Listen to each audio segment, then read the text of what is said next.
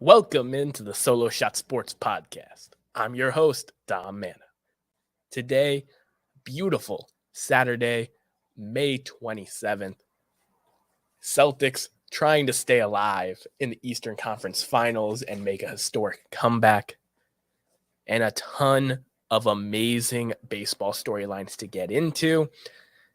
I predicted at the beginning of the month that this home run tracker right here, Solo Shot Swag Counter, would get to 1,000 by the end of the month.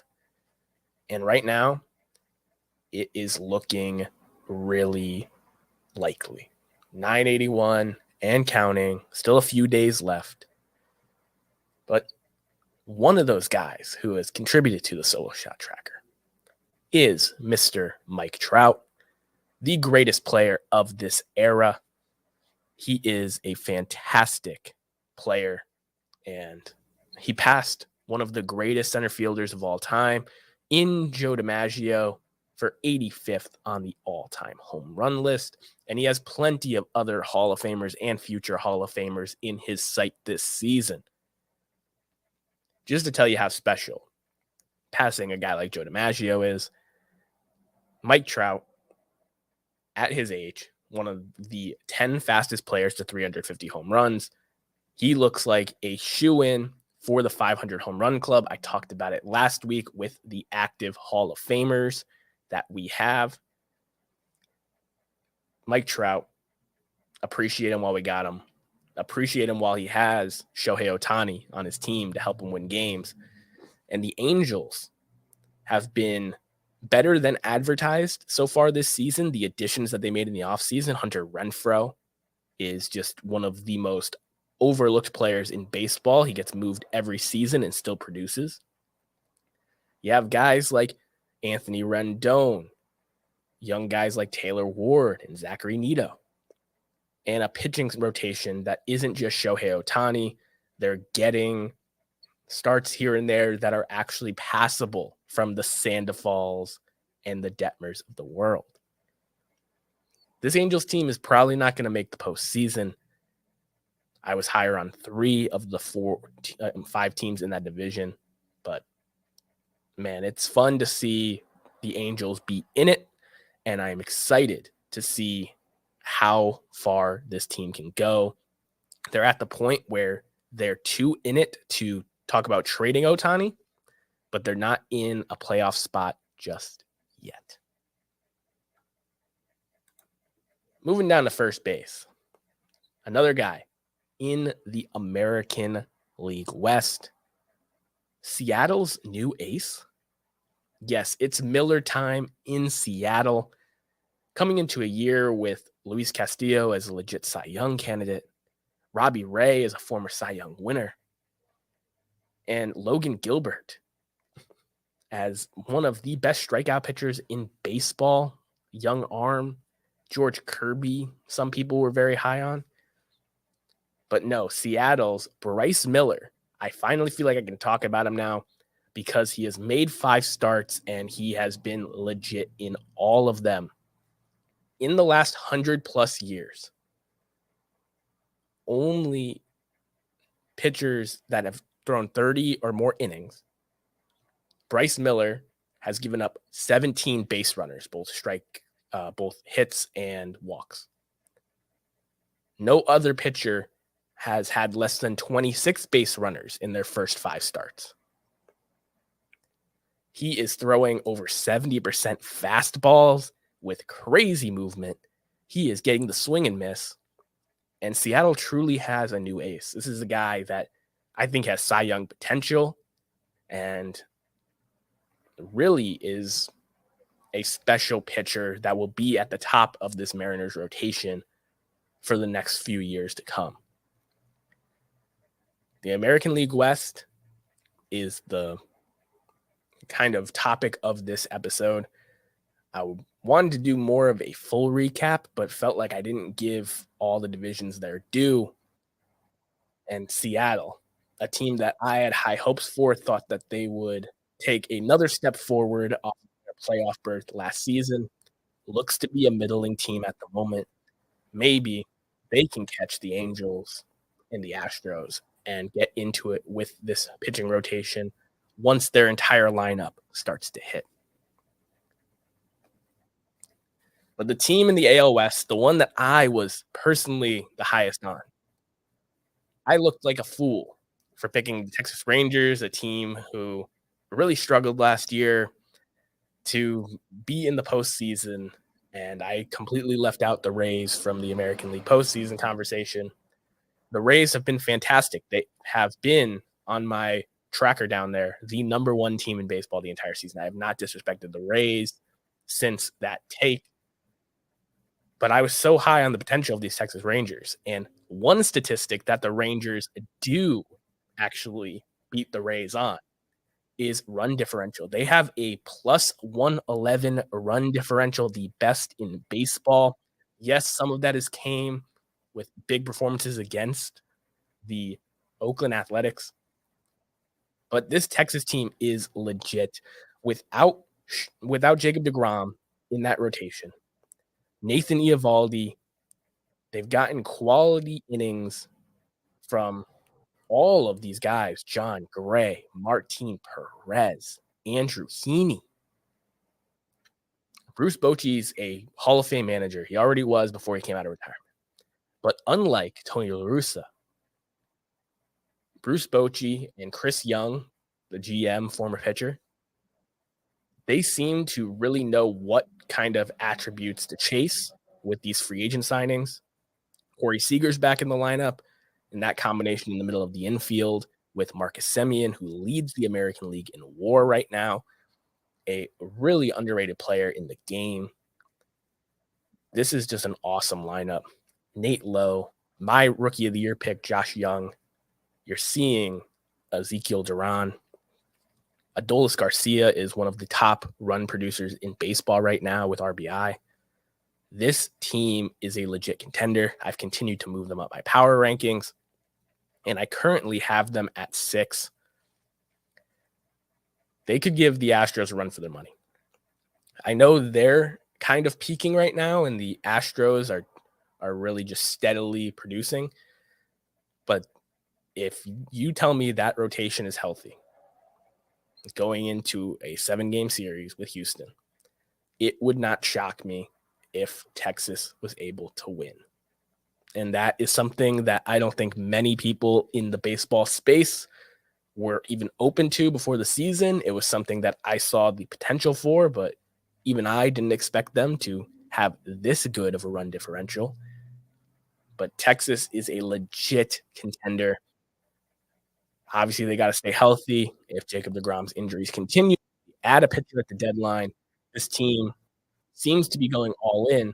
But unlike the Mets and Padres and Phillies, who have spent a lot of money and aren't getting the production out of their stars, the guys who Chris Young and Bruce Bochy have paid are getting it done in Texas. When we round third base here at the Solo Shot Sports podcast, we like to throw it back to a moment in baseball history that is something that I need to highlight. And there's a lot of stuff actually on May 27th that was very interesting. We have birthdays for Hall of Fame first baseman Frank Thomas, who's in the 500 home run club, and Jeff Bagwell, who has over 300 home runs and 200 stolen bases. And obviously, you can talk about how Franklin Delano Roosevelt, good old FDR, announced there would be a stoppage of play with the World War, and that called a lot of active players into battle, signing up. But baseball has talked about expansion a lot this year, with the Oakland Athletics kind of getting pushed through to Vegas, despite some issues originally with the permits. How Salt Lake City is a potential expansion team and how they'd be open to bringing a team back to Montreal. But on this date in 1968, Major League Baseball announced that they would be expanding outside of the United States for the first time with a baseball team in Montreal. Yes, the Montreal Expos became an idea officially on this day. If you were ever wondering where the Expos got their name, it was from the year prior, Expo 67, which was a celebration of humanity and world peace and just the good things about life that Canada had for its centennial the year prior. And the Montreal Expos got announced. They were implemented with the San Diego Padres and the Seattle Pilots, who eventually became the Mariners. This is super awesome that baseball now, almost 55 years later, is talking about expanding once again and maybe even back to Montreal. The Expos were not a storied franchise by any means. They had a few nice postseason runs. They were able to be home to many Hall of Famers like Gary Carter, Andre Dawson, Tim Raines, Vladimir Guerrero Sr., Pedro Martinez. And when they moved to Washington in 2004 to become the Washington Nationals, there wasn't a lot of buzz for that team and for that move. Baseball had the Senators multiple times and gotten rid of them. But the Nationals, they stuck around.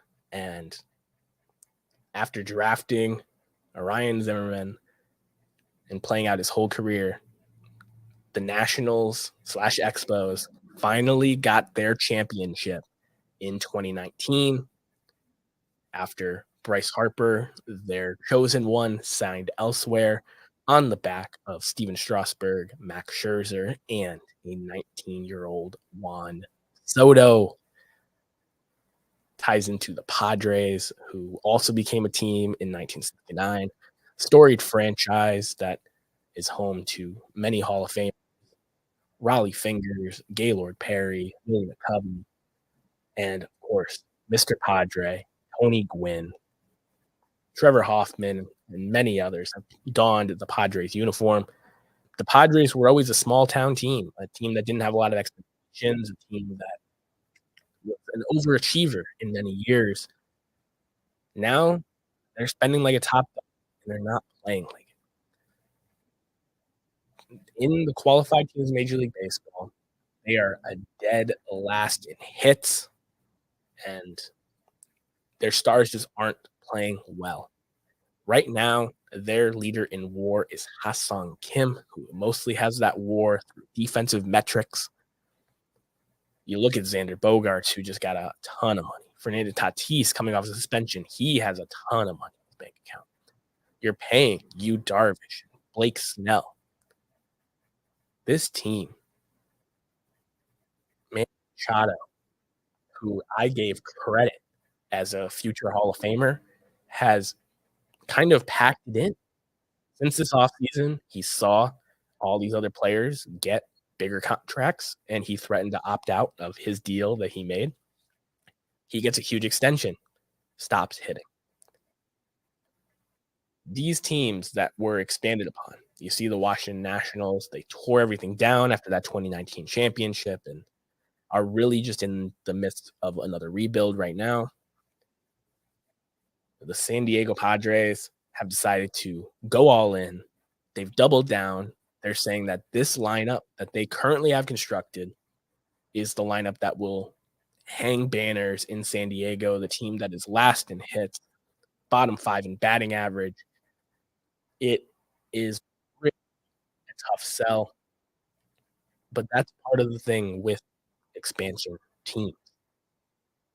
There's going to be ups and downs. It's going to be hard to get funding and build up these teams into championship contenders. Heck, it took the Nationals 15 years to do so.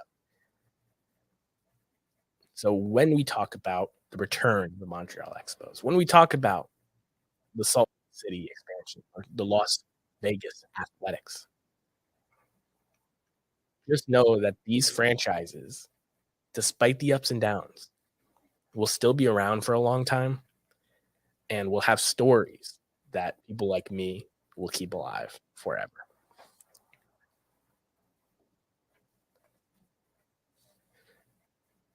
Speaking of the soon to be Las Vegas Athletics, we have a standings update. You're looking across the league.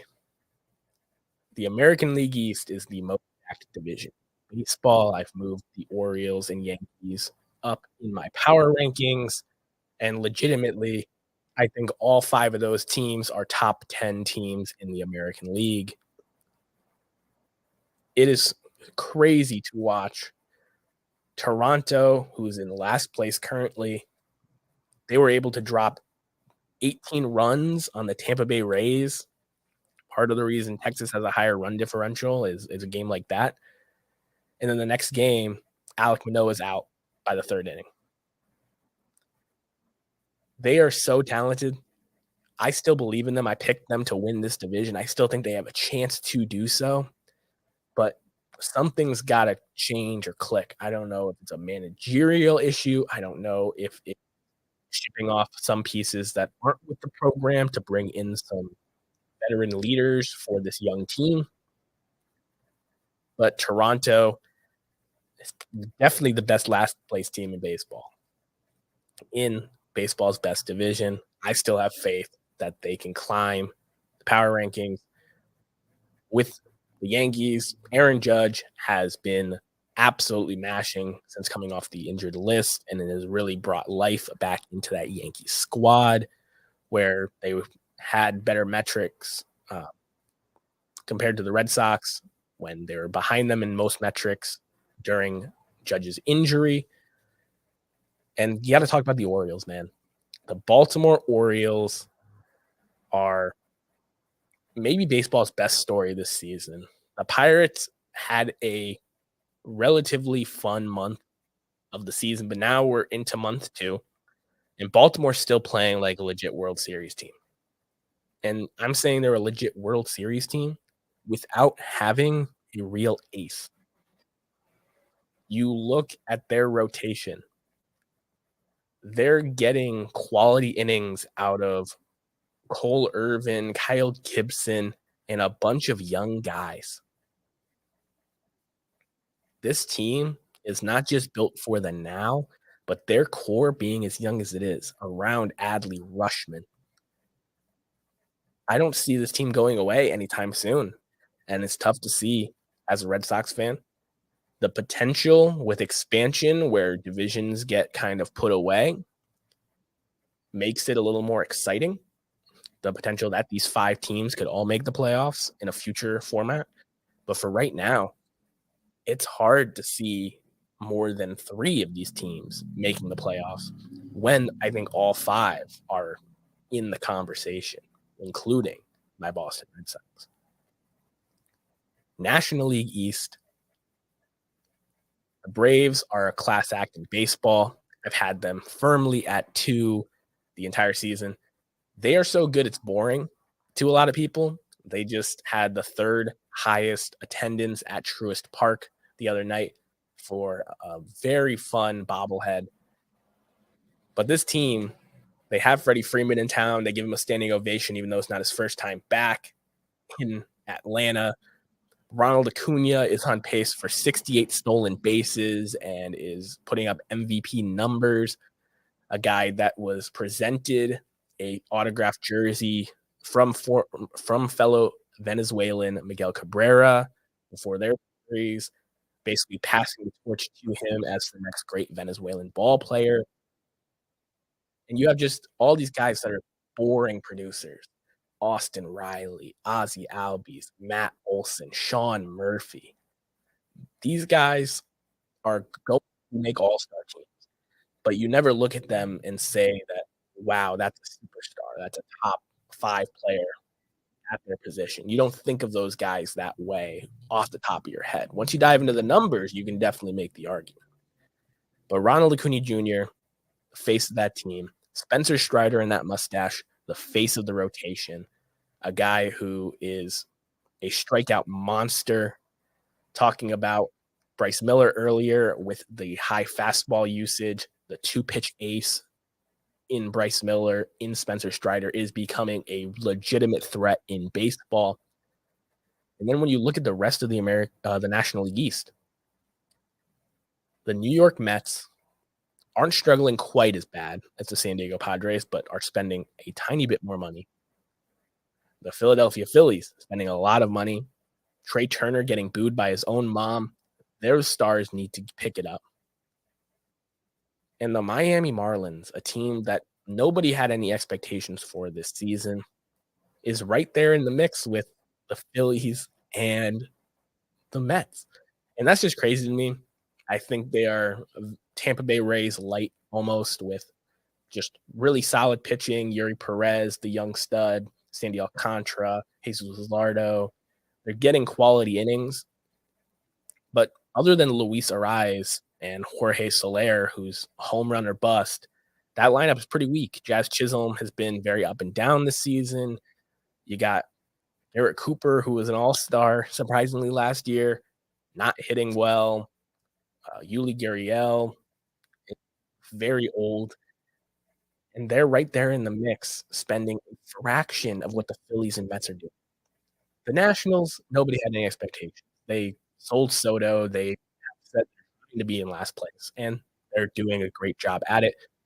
A promising thing for Nats fans, they have the third lowest strikeout rate in baseball. There's a team that doesn't have a lot of swing and miss when they have a relatively young lineup. That is good to see. You got some young pitchers in Mackenzie Gore and Josiah Gray who have shown you flashes of legitimate big league starter stuff. And now we're in the NL Central, a division that the Pirates were dominating the entire first month, but they have faded. Milwaukee has stayed strong as that solid team. They are just consistent. They're another boring team that just is good. The pitching, Freddie Peralta, Corbin Burns, Brandon Woodruff is legit, and that lineup is going to continue to hit. When these young guys struggle, the veterans pick them up. When these veterans are having a tough time, these young guys step up in moments. And this Milwaukee team just has the feeling of that team that's going to be in it the entire season. Tough for my St. Louis Cardinals division winner picks. The Pittsburgh Pirates, they're still playing well, but they have fallen off significantly from their hot start. Young pitching. Brian Reynolds, since he got his extension, has hit one home run. Not great to see for Pittsburgh fans. It was fun while it lasted. I don't expect them, unless they make additions, whether it's through calling up some prospects that add some juice or trading for a veteran for cheap that can help that clubhouse. As Andrew McCutchen's knees continue to not be as strong under him, they've been DHing him a lot, leading him off. He's not going to be able to hit like this the entire season as good as he is. This Pirates team is probably going to fall more into the mean with the Chicago Cubs of the world and St. Louis Cardinals, who are trying to make a comeback in that division, than stay towards Milwaukee. And when we talk about the Cardinals, they had a really good stretch. I talked about it with Nolan Arenado leading the way last week. And it's a team that I think if they have a motivated Jordan Walker added to this team, a guy that I picked to be the National League Rookie of the Year, he got sent down. If you have him motivated, he's been mashing the ball since his birthday down in AAA. You add that kind of player and trade for an arm, this team, I think, could continue to climb back up. I don't know if they can chase down Milwaukee, but they surely have the talent to do so. Paul Goldschmidt and Nolan Arenado are going to have to lead the way. They're a big part of this team, big percentage of their offense. But the Cardinals, I think, outside shot of making it up there.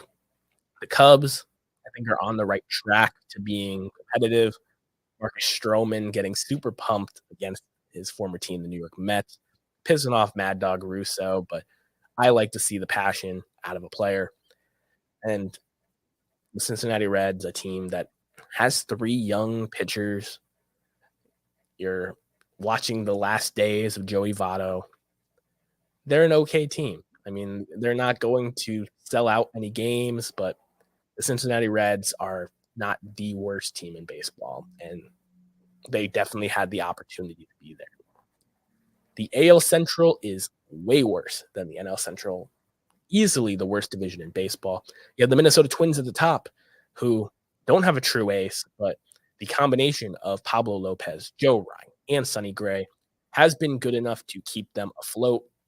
Despite Carlos Correa, he has a lengthy injury history.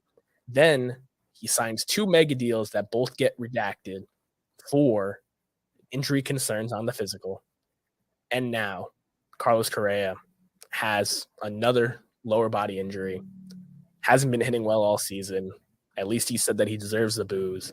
Byron Buxton, he is one of the most talented players in baseball, but also has health injuries, and the history is there of him not being able to be a 150 guy.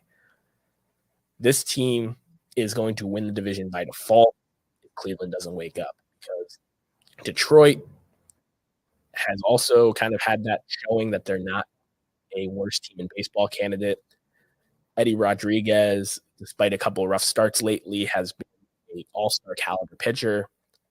Javi Baez, after a miserable first month of the season, has went back to being a underpaid veteran. And this Tigers team, Riley Green, has been probably the biggest bright spot in that lineup. Young player, a lot of potential, but this team, I don't think, has the possibility, as currently constructed, to make a run at the Minnesota Twins. But Cleveland does, and Cleveland is a team that I know they don't like to add and spend money, but they're missing something in that lineup. Andres Jimenez has just been okay this season after a breakout 22. Jose Ramirez, one of the best players in baseball. Josh Bell and Josh Naylor have been an okay platoon at first base DH. But this team is missing something. And part of it, I think, is the pitching. Tristan McKenzie hopefully will come back and help this rotation. But Shane Bieber has gotten progressively worse if you look at the numbers since his Cy Young season. His strikeout numbers are way down. He's a guy that still pitches quality games, but not elite number 1 ace games. They need him to rebound in a big way. And whether it's Tristan McKenzie coming back or one of these other pitchers stepping up, that pitching needs to go from average to better than average. This team won't strike out. It won't hurt itself, but the offense and pitching is just not doing enough to beat the team that everyone thought they were coming into the season. Kansas City Royals and the Chicago White Sox, I will not beat up on them too badly. The Royals are being saved by a team for being the worst team in baseball conversation. I will get to at the end, but the Chicago White Sox, most fans have been through enough. Luis Robert is finally starting to play well, hopefully to save himself from the eventual fire sale of this team. But this White Sox team is looked at as a failure despite all the trades, and it's tough. In the National League West, the Padres, I told you, have been last in hits, bottom 5 in batting average. They're not going to catch the Dodgers at this current rate.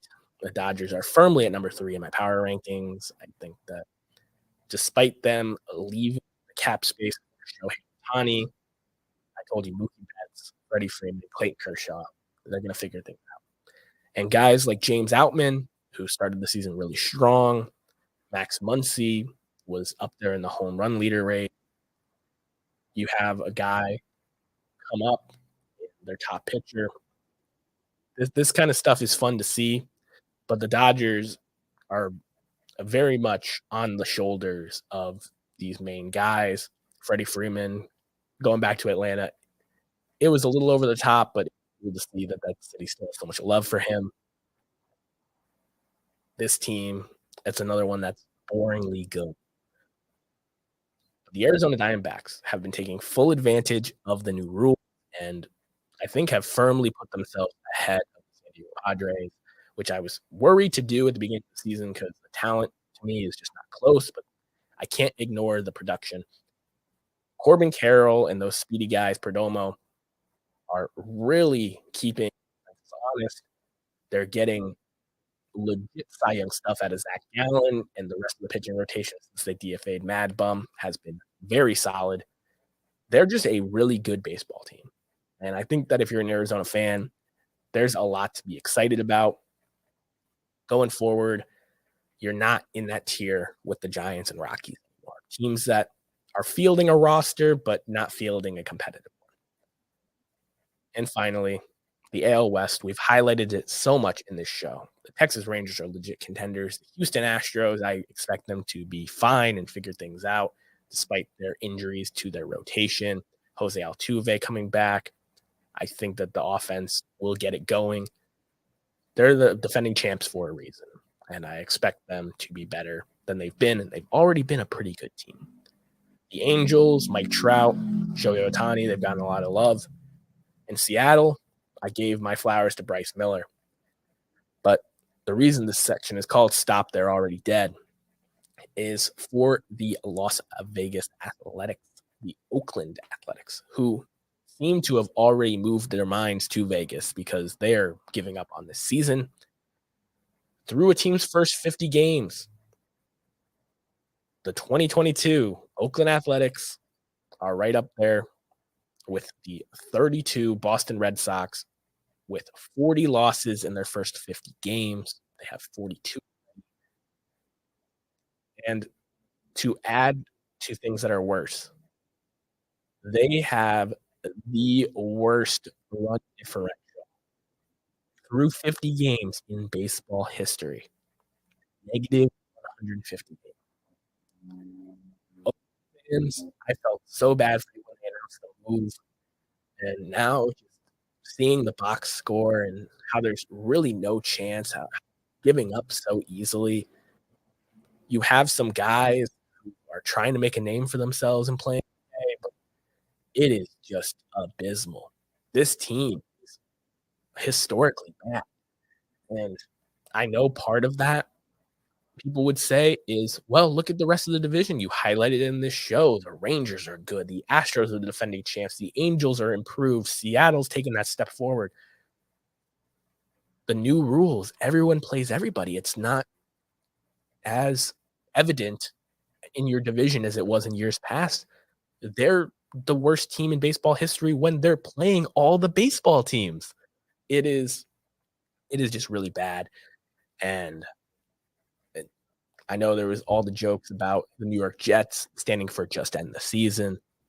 This Oakland team, it's only May, and they feel like they are already packing it in. They're ready for the offseason. And the sad thing is they're going to sell off some of these players that are actually playing hard and producing, and the content is going to get worse. Insane. Prayers out to all the athletic fans out there in the community. My heart is with you all. I give you so much credit for keeping up with a team that just doesn't care about the season. Appreciate you guys listening as always. For more baseball content, you can check me out at Twitter, Dominic Mana 44. I will keep you up to date with the solo shot tracker and retweeting some of those as they come up on the timeline. And I will catch you guys next solo shot Saturday. Happy birthday to Hall of Famers Frank Thomas and Jeff Bagwell. I'll see you guys in the next one. Peace.